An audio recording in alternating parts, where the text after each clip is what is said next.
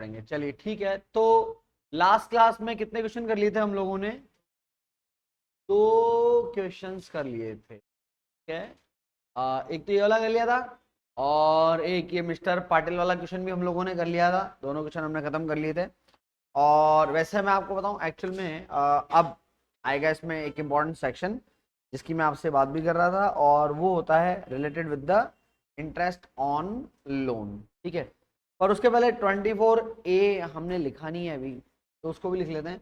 तो पहले आज का टॉपिक आप लिखें, standard deduction, standard deduction, deduction of section 24A, standard deduction of section 24A, ठीक है। इसमें आप लिखें, as per this section, as per this section,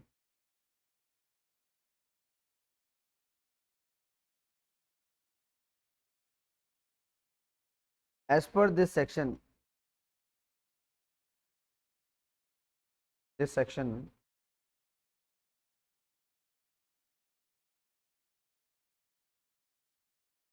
the owner of the property, the owner of the property, owner of the property will be eligible, will be eligible, the owner of the property will be eligible, eligible for 30%, for 30%, 30%, 30% of NAV, 30% of NAV,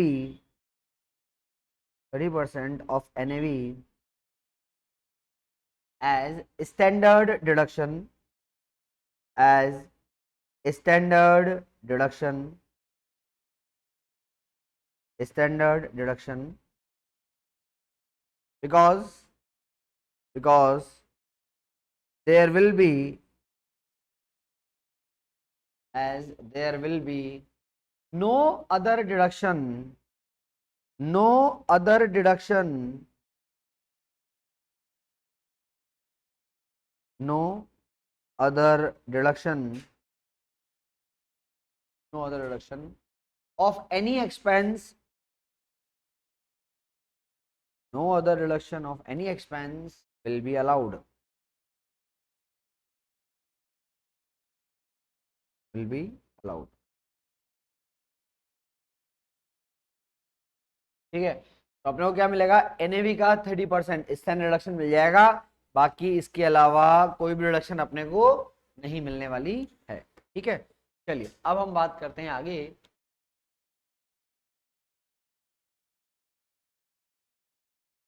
देखिए आपके पास जो house property होती है, ठीक है, house property की जब भी आप इनकम निकालेंगे तो आपको कुछ ये चेक करनी पड़ती है।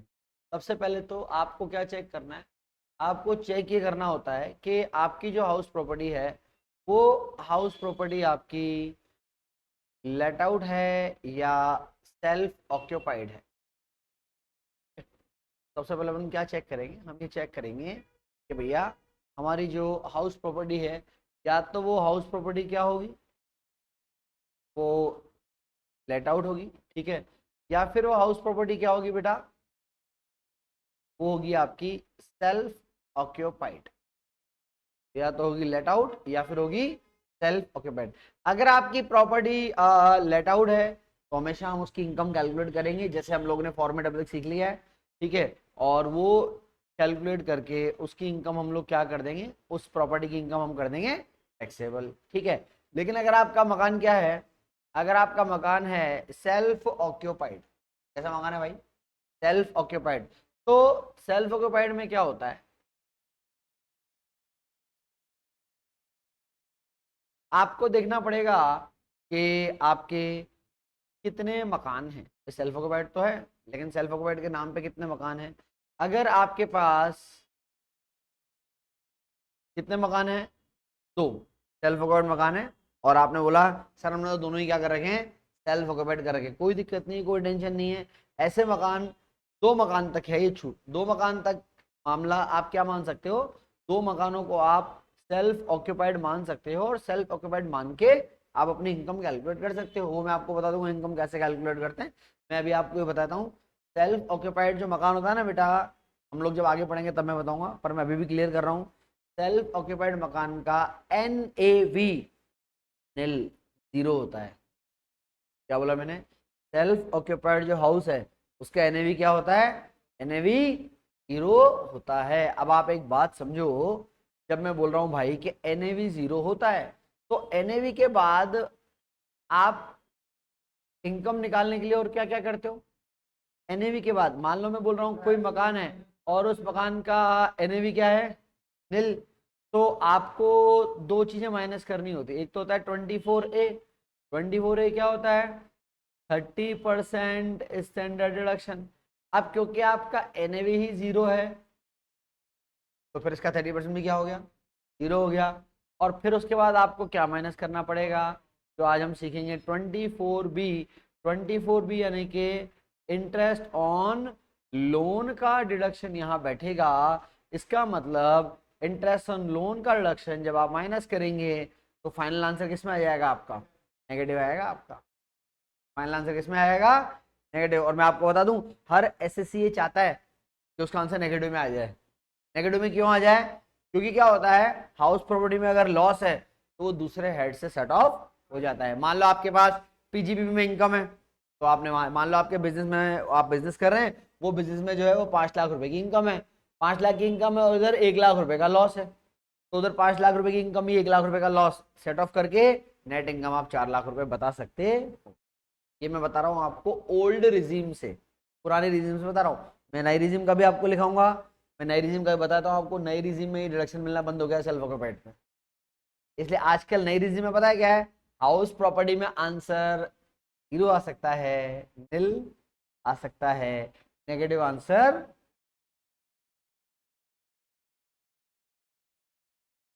हाँ बिल्कुल बिल्कुल बिल्कुल कर सकता है, बिल्कुल कर सकता है, कोई दिक्कत नहीं। सैलरी वालों को फ्री है, वो कर सकता है। जो बिजनेस वाले हैं उनको एडिशनल फॉर्म भरने पड़ते हैं, उसके बाद वो कर सकते हैं। वो देखो, वो तो एक टैक्स प्लानिंग का मैटर होगा कि आप क्या करना चाहिए। चलिए वो हम आगे पढ़ेंगे तो मैं बता दूंगा। अभी तो मैंने आपको ये बताया कि सेल्फ ऑक्यूपाइड की इनकम कैसे निकलती है, फिर आगे जाके हम बात करेंगे। तो अब आप लॉजिक समझो कि अगर आपके 2 मकान हैं, दोनों आपने क्या करा लिए? सेल्फ ऑक्यूपाइड करा लिए। दोनों सेल्फ ऑक्यूपाइड करा लिए बेटा, तो इन मकानों की NAV कितनी हो जाएगी?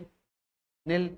लेकिन अगर आपके पास मकान जो हैं, भाई करोड़पति आदमी है ना, क्या करें, मकान 2 से ज्यादा हैं। अगर मकान 2 से ज्यादा होते ना बेटा, तो हम क्या करते हैं, अगर मकान 2 से ज्यादा हैं तो कोई से भी 2 मकान जो आपका मन हो, ये छूट आपको इनकम टैक्स देता है, कोई से भी 2 मकान जो हैं, वो 2 मकान को आप क्या मान लो, वो 2 मकानों को आप मान लो सेल्फ ऑक्यूपाइड। और जब आप इन मकानों को सेल्फ ऑक्यूपाइड मानोगे तो आपका NAV क्या हो जाएगा? नील हो जाएगा, 0। हाँ, पूरा इंटरेस्ट ऑन लोन मिलेगा तो नेगेटिव में जा सकता है, कोई इशू नहीं है। पर क्योंकि मैंने अभी तक पढ़ाया नहीं, इसलिए मैं उस पर ज्यादा बात नहीं कर रहा हूँ। मैं भी आपको सिर्फ ये बता रहा हूँ, 2 मकान है तो क्या करना है, 2 से ज्यादा मकान है तो क्या करना है। तो अगर देखो, अगर लेट आउट है तो इनकम निकालनी है, टैक्सेबल करनी, खत्म कहानी। लेकिन अगर मकान क्या है, सेल्फ ऑक्यूपाइड है, सेल्फ ऑक्यूपाइड है तो सिर्फ 2 ही मकान है, तो दोनों मकानों का NAV 0 कर देंगे। लेकिन मकान 2 से ज्यादा है तो कोई से भी 2 मकान आप क्या मान लोगे, सेल्फ ऑक्यूपाइड। और जो रिमेनिंग मकान है, जो रिमेनिंग हाउस हैं, वो माने जाएंगे DLOP। DLOP का मतलब deemed to be let out, deemed to be let out. यानी कि हम ये मानेंगे कि आपने मकानों को किराए पर दिया है। फिर देखेंगे आगे भी कि dream to be let out वाले मकान की इनकम कैसे निकलती है। जैसे मान लो आपका जो SSC है, SSC के पास मान लें कि आपके पास 5 मकान है, तो 5 में से कोई से भी 2 मकान, वो उसका मन है, जो बताएगा वो इनकम टैक्स मान लेता है। कोई से भी 2 मकान आप क्या मान लो, सेल्फ ऑक्यूपाइड। और अगर 2 मकान सेल्फ ऑक्यूपाइड तो रिमेनिंग कितने बचे आपके? 3। वो 3 मकान क्या माने जाएंगे, वो माने जाएंगे आपके deem to be let out. ठीक है, अभी आपको वो लोड नहीं लाए, sir deem to let out की इनकम कैसे निकलेगी, वो कैसे होगा, वो मेरा काम है बताने का, वो मैं आपको बता दूंगा क्या क्या कैसे करना होता है। ठीक है, चलिए इस डायग्राम को कॉपी कर लें फटाफट से, फिर आपको आज इंटरेस्ट ऑन लोन का रिडक्शन सिखाते हैं।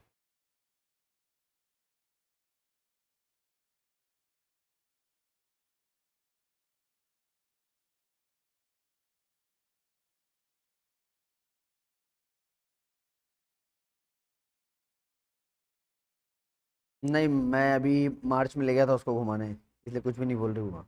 ऐसे कैसे कुछ भी बोल जाएगी।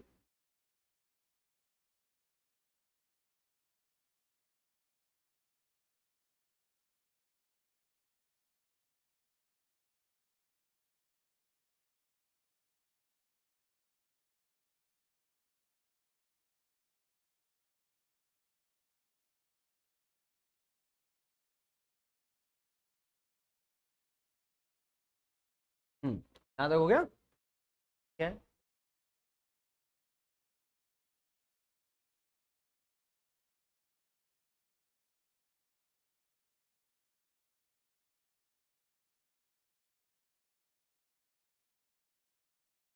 हाँ बिल्कुल बिल्कुल बिल्कुल, आप सही कह रहे हो। हमारे पास आएंगे ऐसे क्वेश्चन जिसमें एसएससी के पास वाकई 4 मकान है, हम पहले चारों मकानों की इनकम निकालते हैं dream to be let out मान के, और फिर हम जो मकानों की इनकम ज़्यादा आ रही है उन दोनों मकानों को सेल्फ ऑक्युपाइड करा देते हैं, बाकी बचे हुए मकान dream to be let out करा देंगे। भाई इनकम टैक्स ने ये अधिकार तो दिया है आपको कि आप अपनी इच्छा से सेलेक्ट कर लो कौन से 2 मकान सेल्फ ऑक्युपाइड है, वो इनकम टैक्स वाले आपको देखने नहीं आ रहे हैं।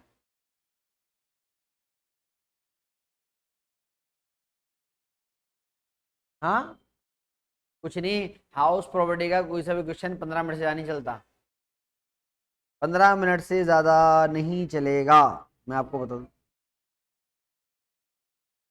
नहीं, याद कर लो तो बहुत अच्छी बात है अगर आपको याद हो जाते हैं, अदरवाइज मेरा ये मानना होता है जब आप कॉपी में जैसे अपन क्वेश्चन करेंगे, लगभग वो शीट के अंदर मेरे ख्याल से 12-15 क्वेश्चन करीबन होंगे, 15 क्वेश्चन है, 15 में से 10 क्वेश्चन में कम से कम आपके इंटरेस्ट ऑन लोन का रिडक्शन है। जब आप क्वेश्चन करें तो कोशिश करें स्टैंडर्ड डिडक्शन के आगे सेक्शन लिखें 24A और इंटरेस्ट के आगे लिखें 24B लिखें, अच्छा रहता है लिखना, कोशिश करें लिखने की। मतलब क्या होता है, अपन शुरू शुरू में इनकम टैक्स के जब सेक्शन पढ़ते हैं तो टफ लगते हैं, इतने सारे सेक्शन है कैसे याद होंगे, लेकिन जब आप राइटिंग प्रैक्टिस करेंगे तो मैं आपको बता दूं हर चैप्टर में ज्यादा नहीं 5 या 7 सेक्शन होते हैं इंपॉर्टेंट, बस ज्यादा याद करने की जरूरत भी नहीं है।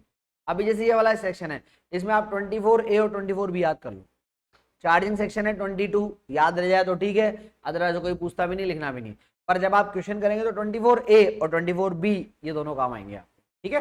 चलिए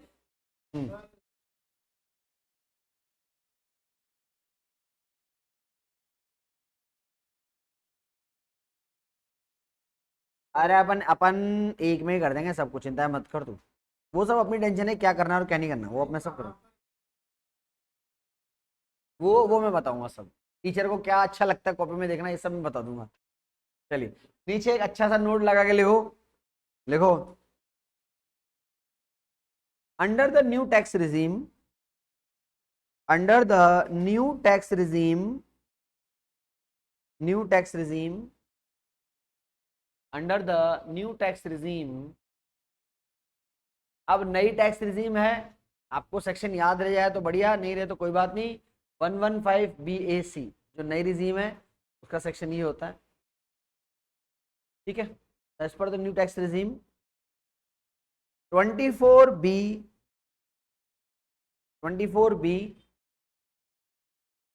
the deduction of interest on loan, the deduction of interest on loan, interest on loan will not allowed, will not allowed, will not allowed for self occupied house property,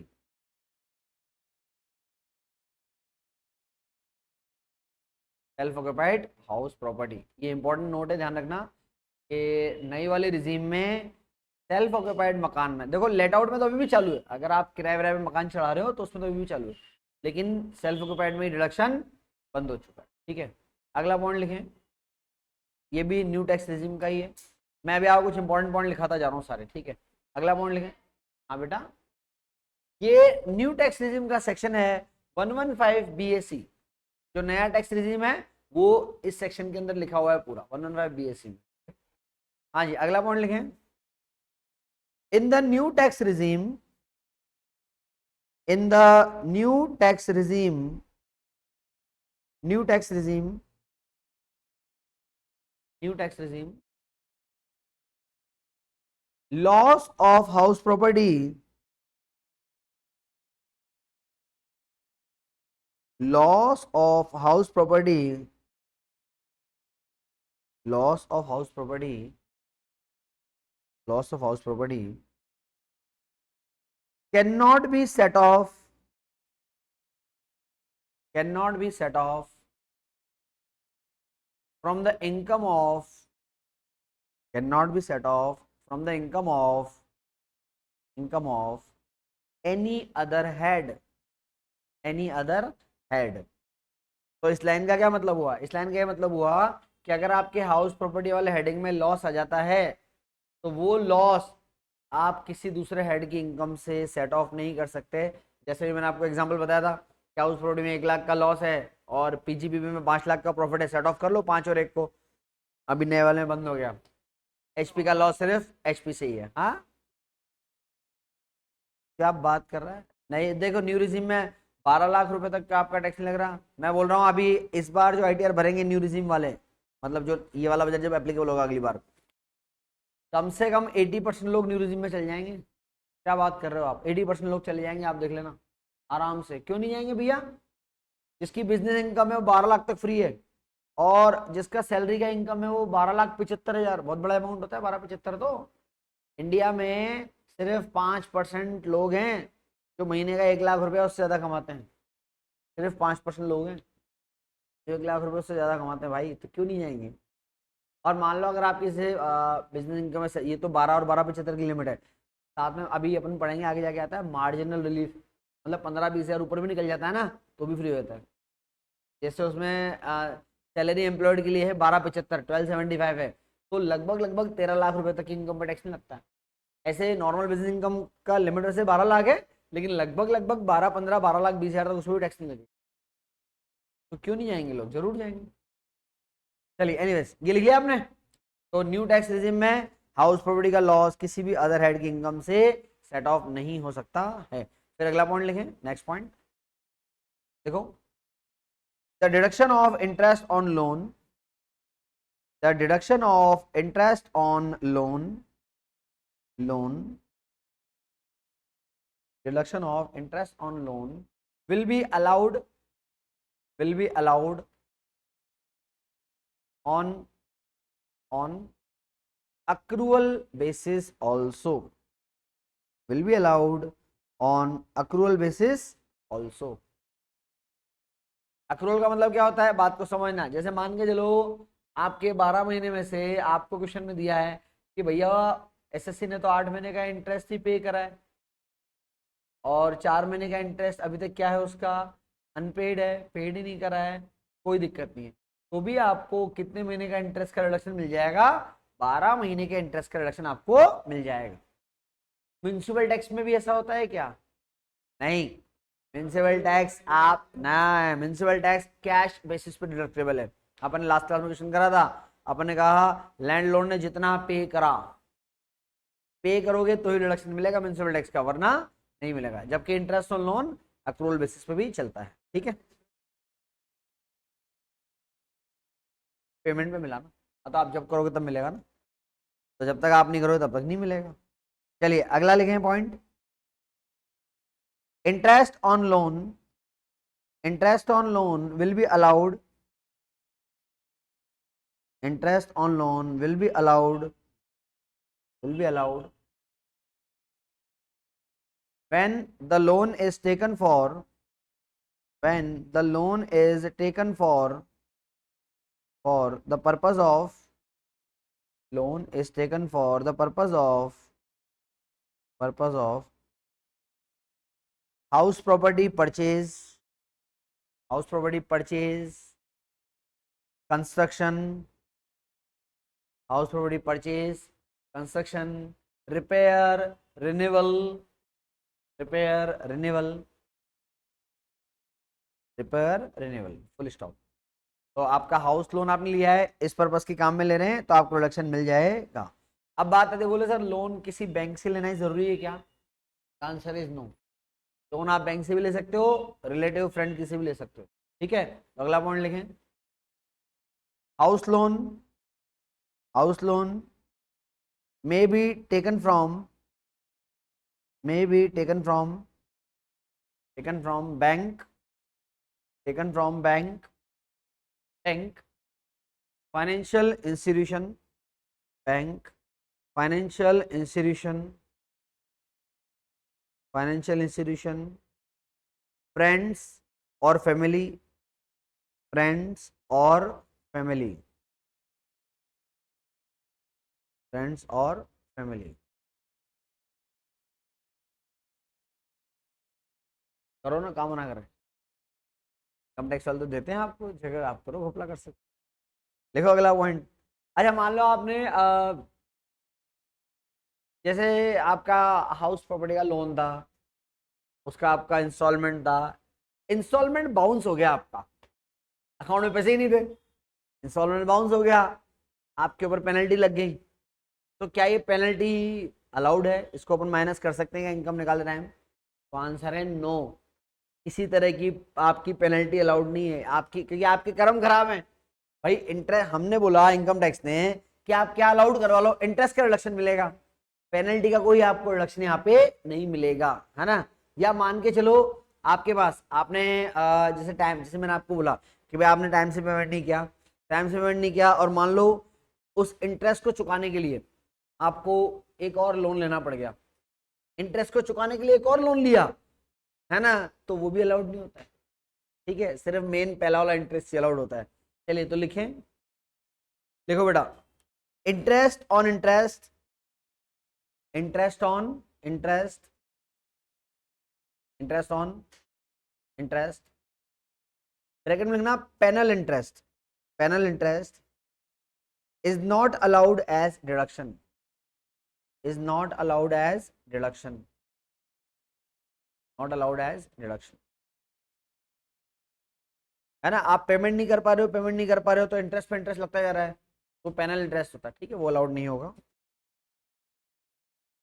चलिए, अच्छा आपने वो म्युनिसिपल टैक्स पढ़ा था, उसका rule मैंने लिखा दिया था कि आपको, कि municipal tax will be allowed only when the paid by landlord, लिखा दिया ये? ठीक, ठीक है, ठीक है।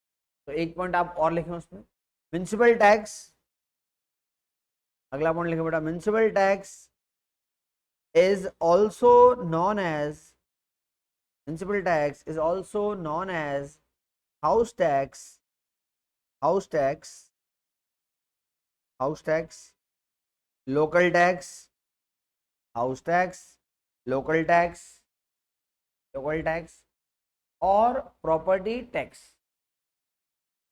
और प्रॉपर्टी टैक्स। ठीक है, किसी भी नाम से जाना जा सकता है। फिर लिखें अगला,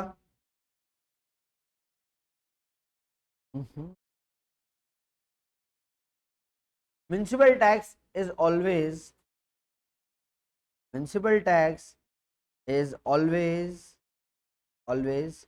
calculated, always calculated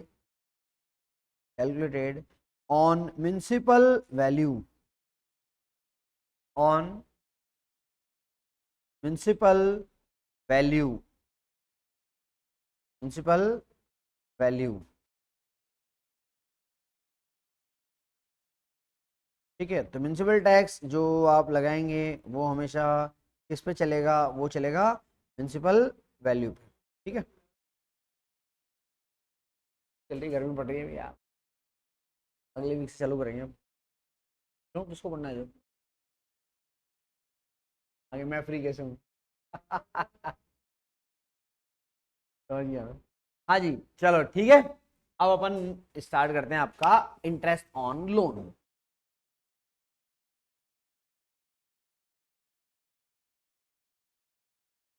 देखो भैया,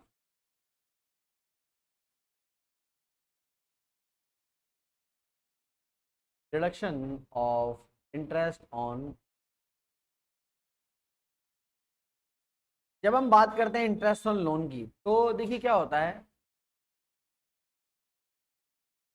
इंटरेस्ट ऑन लोन की डिडक्शन निकाली जाती है दो टाइम पीरियड के लिए बेटा। एक होता है आपका प्री पीरियड, यानी कि मकान बनने के पहले का टाइम पीरियड, और एक होता है आपका पोस्ट पीरियड। क्योंकि आप एक चीज समझो ना, जब आप मकान लेते हो तो क्या लोन सिर्फ कंस्ट्रक्शन के लिए लिया जाता है क्या, या प्लॉट खरीदने के लिए भी लोन की जरूरत पड़ सकती है, बोलो। क्योंकि मेन तो पैसा ही प्लॉट में लगता है, कंस्ट्रक्शन में थोड़ा लगता है, पैसा तो प्लॉट में लगता है सारा। तो होता क्या है कि आपने प्लॉट के लिए लोन ले लिया, लोन ले लिया, और लोन लेने के बाद फिर क्या होता है कि आप मकान बनाना चालू करते हो, फिर कंस्ट्रक्शन में भी लोन चलता रहता है। तो बात ये आती है कि भाई जो इंटरेस्ट ऑन लोन है, तो इंटरेस्ट ऑन लोन की रिडक्शन कैसे दी जाए, तो उसको दो पीरियड में डिवाइड किया गया। दो पीरियड में कैसे डिवाइड किया गया कि जिस फाइनेंशियल ईयर में, है ना, जिस फाइनेंशियल ईयर में आपका मकान बना है उसके पहले वाला टाइम पीरियड, ठीक है, और जिस फाइनेंशियल ईयर में आपका मकान बन चुका था वहां से लेके, है ना, और फिर बाद वाला पीरियड। तो ऐसे करके क्या करना पड़ता है भाई, अलग अलग देखना पड़ता है कि जब हमारा मकान काम कंप्लीट हो गया तो किस तरीके से टाइम पीरियड कैलकुलेट किया जाता है। एक होता है प्री, एक होता है पोस्ट, ठीक है। तो प्री पीरियड का रिडक्शन निकालना पड़ता है एक तो, और एक निकालना पड़ता है कौन से पीरियड का, पोस्ट पीरियड का, है ना। टाइम पीरियड कौन कौन सा आता है, टाइम पीरियड बेटा प्री पीरियड में तो क्या आएगा, यहां पर आएगा आपके पास from the date of, from the date of loan taken to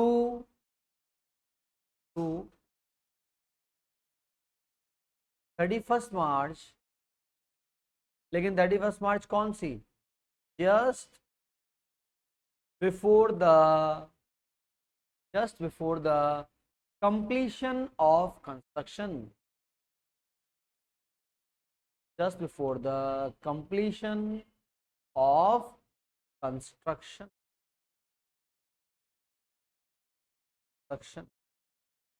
ठीक है। तो यहां पर प्री पीरियड का मतलब डेट ऑफ लोन टेकन, जिस तारीख को आपने लोन लिया, है ना, वहां से लेके कहां तक, 31st मार्च।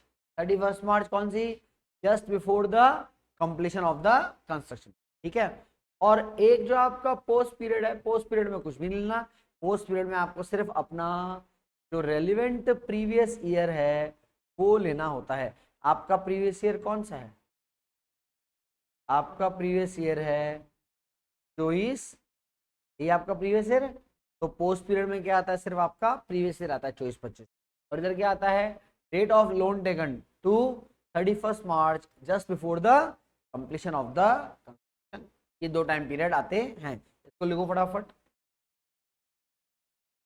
अभी तो मैंने सिर्फ क्या लिखा है, मैंने भी आपको सिर्फ टाइम पीरियड लिखा है इसके अंदर, ठीक है। इसके नीचे आप लिखें, ये कॉपी कर लें, फिर इसके नीचे आप लिखें, लिखो लिखो, if the loan is taken for, if the loan is taken for let out property, taken for let out property, let out property, then there will be, then there will be, there will be no limit of, no limit of deduction, no limit of deduction for interest on loan, for interest on loan, interest on, ठीक है। तो अगर आपका loan किसका है, let out property है ना, किराए पे आपने प्रॉपर्टी चढ़ाई है, उसका कोई लोन है, तो उसमें कभी लिमिट अपने को चेक करने की जरूरत पड़ेगी ही नहीं। पॉइंट नंबर 2 लिखें, इसका मतलब क्या, सेल्फ ऑक्यूपाइड में पड़ेगी, बिल्कुल पड़ेगी, ठीक है। अगला पॉइंट लिखें, in the case of self occupied house property, in the case of self occupied house property, self occupied house property, the maximum deduction, the maximum deduction will be rupees 2 lakh, will be rupees 2 lakh, will be rupees 2 lakh। Bracket में लिखो, bracket में लिखो, if loan is taken, if loan is taken, loan is taken, loan is taken on or before, loan is taken on or before 31st March 1999, यानी कि 31 मार्च 1999, 31st March 1999, then the maximum limit is rupees 30,000, then the maximum limit is rupees 30,000। अच्छा, ये 2 लाख और 30,000 per annum है, per month नहीं है भाई।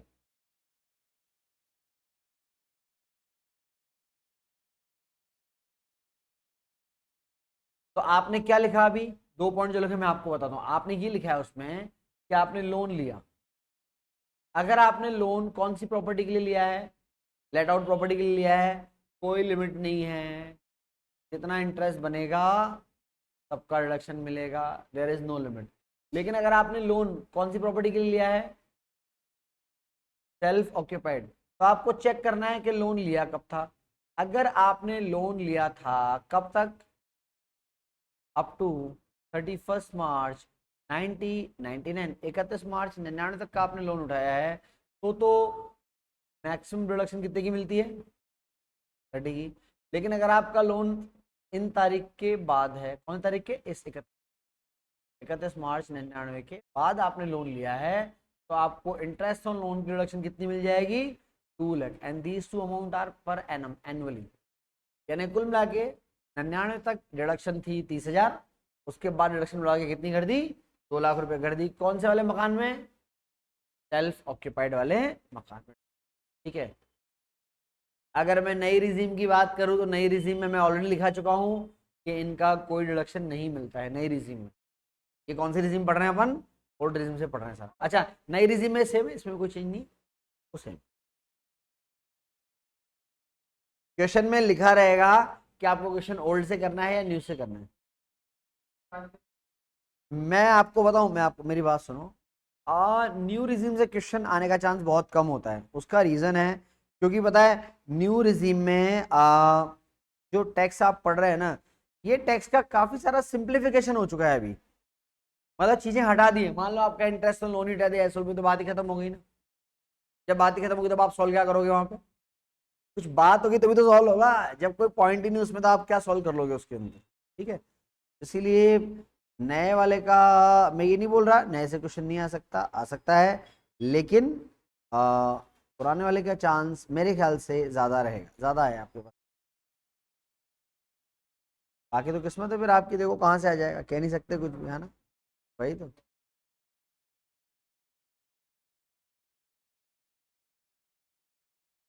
ये सब बात की बातें कल करेंगे, ठीक है। चलिए, कल आपको, कल की क्लास में मत करना, कल में बड़ा इंपॉर्टेंट, आज तो मैंने पता है क्या है, सिर्फ टाइम पीरियड लगा के छोड़ दिया, मैंने समझाया कुछ भी नहीं है। अगली क्लास में मैं पूरा इसको बढ़िया से एक्सप्लेन करके बताऊंगा आपको।